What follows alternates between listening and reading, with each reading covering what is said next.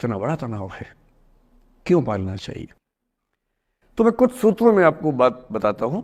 इस उम्र में आप कितना उसको फॉलो कर पाएंगे मुझे नहीं पता, लेकिन कोशिश करेंगे तो कुछ तो फायदा होगा ही।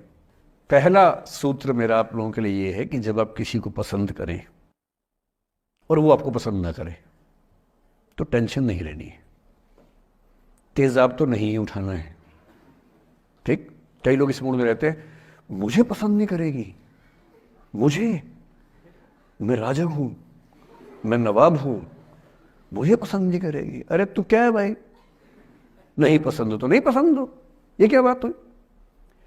सबसे पहले अपने अंदर से लोकतांत्रिक बनिए, डेमोक्रेटिक बनिए। जैसे आपको हक है किसी व्यक्ति को पसंद करने का, उसको भी हक है किसी को पसंद या नापसंद करने का। यदि कोई ऐसा व्यक्ति जिसको आप पसंद नहीं करते वो आपको प्रपोज करे तो आप उसको मना ही तो करेंगे। बस मना इज्जत से कीजिए, किसी को बेआबरू करके मत भेजिए। ये नहीं कि अच्छा तुम शीशा देखा है कभी, रुको रुको आईना मेरी जेब में लो, ऐसे नहीं करना है। बड़े बेआबरू होकर तेरे कूचे से हम निकले, वो वाला भाव जो गालिब को आया था वो भाव नहीं आना चाहिए। अगर कोई आपको कभी प्रपोज करे, आप लोगों की उम्र है, ये सब चलता ही होगा आप लोगों के बीच में, मैं आपके टीचर से सामने बोल रहा हूँ लेकिन मैं ऐसा ही हूं, मैं जानता हूं कि आपकी उम्र में से होता होगा, सब जानते हैं तो होता ही होगा। कभी किसी से ये उम्मीद मत करना कि वो आपको पसंद करे ही करे। यदि कोई रिजेक्ट करे, बस हाँ रिजेक्शन थोड़ा प्यार से होना चाहिए, बदतमीजी से नहीं होना चाहिए। उसके अधिकारों का उतना ही सम्मान कर रहे हैं जितना आप अपने अधिकार का सम्मान करते हैं कि ठीक है भाई आपको मैं पसंद नहीं, कोई बात नहीं, तू नहीं कोई और सही, कोई और नहीं कोई और सही, बहुत लंबी है जमी मिलेंगे लाख हंसी, इस जमाने में सनम तू अकेली तो नहीं। कितने लोग हैं दुनिया में, ऐसा क्या है। और मैंने बहुत प्यारे प्यारे बच्चों को देखा रोते बिलखते हुए कि मैंने उसको प्रपोज किया, उसने मुझे मना कर दिया। अंकल, छोटे छोटे बच्चे आजकल मुझे लव गुरु मानते हैं अपने आसपास, वो मेरे पास आके ऐसी ऐसी बातें बताते हैं बड़ी क्यूट तोतली आवाज़ में, मैंने उसको प्रपोज किया, उसने मुझे ऐसे ऐसे वाली आवाज़ में एकदम रोते बिलखते हुए। तो मैं बोलता हूँ बधाई हो बहुत बहुत तुम्हें, कॉन्ग्रेचुलेशन। मैंने अपनी ज़िंदगी में ऐसे 50 मामले देखे और 50 में से कम 49 मामले में जब कहीं दिल नहीं लगा, बाद में उससे बेहतर ही व्यक्ति मिला। अगर कभी ऐसा हो ना, मन ही मन में बधाई देना अपने आप को कि बच गया। हाँ बोल देता तो फंस जाती, हाँ बोल देते तो मर जाता। और मन में भाव वही रखना है, तू नहीं कोई और सही बात है, स्ट्रेस नहीं लेना है। मैं जानता हूं कि आपकी उम्र में आसान नहीं होता, आपको रात रात भर सपने आएंगे, बेचैनी होगी, करवटें बदलते रहे सारी रात हम, आपकी कसम आपकी कसम, ये सब ड्रामा होता है, ये फिल्मी गीत है। मुझे गीत कविता इतना ही याद है कि मुझे हर बात में वही दिमाग में आता है, मैं क्या करूं। ये होता है आपकी उम्र में, पर वो भी एक फेज है। अगर ये फेज नहीं जिया तो भी क्या जीवन जिया। कभी कभी बेचैनी भी तो होनी चाहिए, वरना जिंदगी में मजा क्या है। अगर हर चीज लिनियर है, हर चीज फॉर्मुलाइज है, फिर मजा क्या है जिंदगी में। ये उठापटक, ये बेचैनी, ये घबराहट, ये तनाव संतरास भी तो होना चाहिए कभी कभी जिंदगी में। इससे बुरी स्थिति तब होती है जब आप किसी रिलेशनशिप में हैं और वहां ब्रेकअप हो जाए, ये भी होता है। देखिए मैं आपको बड़ी खरी खोटी सुनाने के मूड में हूं। जिस तरह का प्रेम आप लोगों की पीढ़ी में होता है, मैं ये नहीं कह रहा कि आपकी पीढ़ी खराब है, हर पीढ़ी ऐसी होती है, बस ये कि आपकी पीढ़ी को सुविधाएं ज़्यादा मिल गई हैं। हमारी पीढ़ी में ना चिट्ठी लिख के भेजनी पड़ती थी, बड़ा रिस्क होता था। चिट्ठी लिखो कागज़ पे, फिर एक डाकिया ढूंढो भरोसे का, तो भरोसे वाला कुरियर बॉय या कुरियर गर्ल जाके चिट्ठी वहीं दे के आए जहाँ हमने कहा है। ये भी डाउट कहीं किसी और को दे के आ जाए। या कबूतर से बात करो, कबूतर जा जा जा, पहले प्यार की पहली चिट्ठी साजन को दिया। कबूतर का क्या भरोसा किसको दे के आ जाए। लेकिन कितना तनाव था उस ज़माने में। आपके ज़माने में क्या है, सीधे व्हाट्सएप निकाला, खटाक से भेज दिया मैसेज, और नंबर किसी से मांग लिया 1 सेकंड में।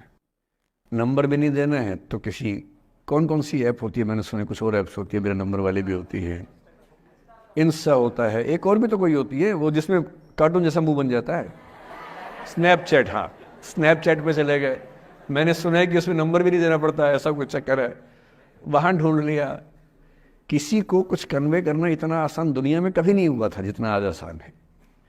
इन सब के ऊपर टिंडर है, बम्बल है, पता नहीं क्या क्या है, राइट लेफ्ट करते जाना है, उसी में कहानी शुरू। और ये कहानियाँ जितने हल्के तरीके से शुरू होती हैं, मैं दावे से कह रहा हूँ कि 100 में से 99 अट्रैक्शंस 1 से 2 महीने में खत्म हो जाते हैं। क्योंकि आप जिसके प्रति अट्रैक्टेड थे ना, वो तो उसका बाहर का परसोना था। जहां परिचय गहरा होता है, असलियत सामने आ जाती है, और जब असलियत सामने आती है, झेलना बड़ा मुश्किल होता है। आपके सपने टूट जाते हैं। आप जिस छवि पे दीवाने हुए थे, वो छवि तो सिर्फ छवि थी, वो तो इंसान नहीं था वैसा। 99% केसेस में मेरा ख्याल है कि अट्रैक्शन 1-2 महीने में समाप्त होता है। उसके बाद तो एक बोझ है जो आप ढो रहे हैं। कभी कभी होता है कि दोनों का खत्म हुआ तो बात आसान है, कभी कभी किसी एक का खत्म होता है, एक का नहीं होता है, वहां मामला मुश्किल हो जाता है। तो ऐसा हो सकता है आपके जीवन में कि दूसरा साथी आपका ये कहे कि भैया देखो, मैं तुम्हारे साथ कुछ महीने से हूं, पर मुझे अब अच्छा नहीं लग रहा, मैं ब्रेकअप करना चाहता हूं। मैं आपसे ये निवेदन करूंगा कि ये मान के मत चलना कि उसने आपको धोखा दिया है, क्योंकि बच्चे तुरंत उस मुद्रा में आते हैं, अच्छा अब मैं कुल्हाड़ी उठा लूंगी, अब मैं तेजाब उठा लूंगा, तूने मुझे धोखा दिया है, तूने मुझे चीट किया है, you are a cheat, you are a liar, you are a पता नहीं क्या क्या। पता इंग्लिश में गालियां बड़ी सुंदर देते हैं बच्चे। मैं ये कहना चाह रहा हूं कि इस बात की संभावना मान के चलिए कि हो सकता है कि आपके साथ 2 महीने रहने के बाद सच में उसको ये लग जाए कि आपके साथ ट्यूनिंग ठीक नहीं है, या आपको लग जाए कि आपकी ट्यूनिंग उस व्यक्ति के साथ ठीक नहीं है। और किसी मुर्दा को अपने पास पकड़ के रखना उसका मजा नहीं है।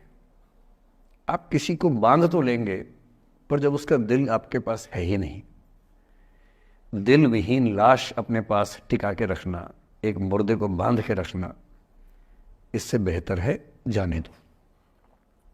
बांधना नहीं, बांधते वो हैं जिनमें असुरक्षा बहुत ज्यादा होती है। उस असुरक्षा से बचने का उपाय खुद को बेहतर बनाना है। आप इतने बेहतर हों कि आपको चाहने के लिए हजारों लोग हों। क्यों आप इतना डिपेंडेंट होते हैं कि इस एक व्यक्ति के अलावा मेरा कोई है ही नहीं दुनिया में? ऐसा क्यों सोचना है? और ऐसे ही मामले में ये करना है वो अफसाना जिसे अंजाम तक लाना ना हो मुमकिन, उसे एक खूबसूरत मोड़ देकर छोड़ना अच्छा। और ये खूबसूरत मोड़ कैसे होगा? अगर कोई जाना चाह रहा है तो आपके पास 3 ऑप्शंस हैं। एक, ना उसको अच्छे से बात करे, ना खराब से बात करे, न्यूट्रल होके जाने दे। एक, उसको धमकी दे, बर्बाद कर दूंगा, छोड़ूंगा नहीं, तो निकल के देख घर से, तेरे एड्रेस पता करवा लूंगा, मेरे साथ 50 दोस्त हैं, मेरे सारे आवारा हैं, सारे बेरोजगार हैं, सारे कुंठित लोग हैं, सारे गुंडे मवाली हैं, उनका धंधा यही है, तेरे पीछे छोड़ दूंगा सबको। एक ही तरीका है। और तीसरा ये कि ठीक है यार, ऑल द बेस्ट, जा सिमरन जा, जी ले अपनी जिंदगी। अरे ठीक है, हो सकता है मैं तुझे ठीक नहीं लगा, कोई बात नहीं, लेकिन किसी से मिलो तो बढ़िया से मिलना, तेरी जिंदगी अच्छी हो। मैं भी ढूंढ लूंगा किसी न किसी को, थोड़ी हेल्प कर दी हो, कहीं इंट्रो करवा दी हो मेरी भी, लेकिन ठीक है तू भी जा। ये होता है खूबसूरत मोड़ देकर छोड़ना अच्छा। चिपकू नहीं बनना है किसी के पीछे, ना बोरा जाना है कि तुम जाओ, मैं तो दीवाना, स्थाई दीवाना हूं तुम्हारा। कोई जब तुम्हारा हृदय तोड़ दे, तड़पता हुआ जब तुम्हें छोड़ दे, तब तुम मेरे पास आना प्रिय, मेरा दर खुला है, खुला ही रहेगा तुम्हारे लिए। वाह! पहले के जमाने में बेरोजगारी का ये लक्षण था। हम जब छोटे थे ये गाने सुनते थे, हम ये सुन के बड़े हुए कि ऐसे ही करना पड़ता है शायद प्रेम में। तो हमारे स्कूल में लोगों ने इसका पैरोडी बनाई, जब कोई तुम्हारा सर फोड़ दे, तड़पता हुआ जब तुम्हें छोड़ दे, तब तुम मेरे पास आना प्रिय, ये क्लिनिक खुला है, खुला ही रहेगा तुम्हारे लिए, तो बस आ जाना। जब कोई तुमको सड़क पे छोड़ दे, गाड़ी अपनी वहां से मोड़ ले, तब तुम मेरे पास आना प्रिय, ये ठेला खड़ा है, खड़ा ही रहेगा तुम्हारे लिए। क्यों भाई, क्यों खड़े रहोगे? बेरोजगार हो क्या?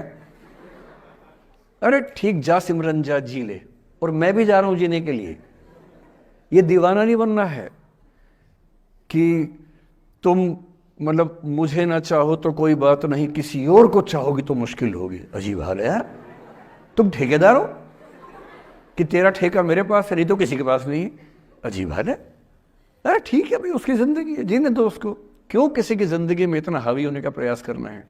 जब आप नहीं चाहते कि आपकी जिंदगी में कोई हावी हो, आप क्यों किसी की जिंदगी में इतने हावी होंगे?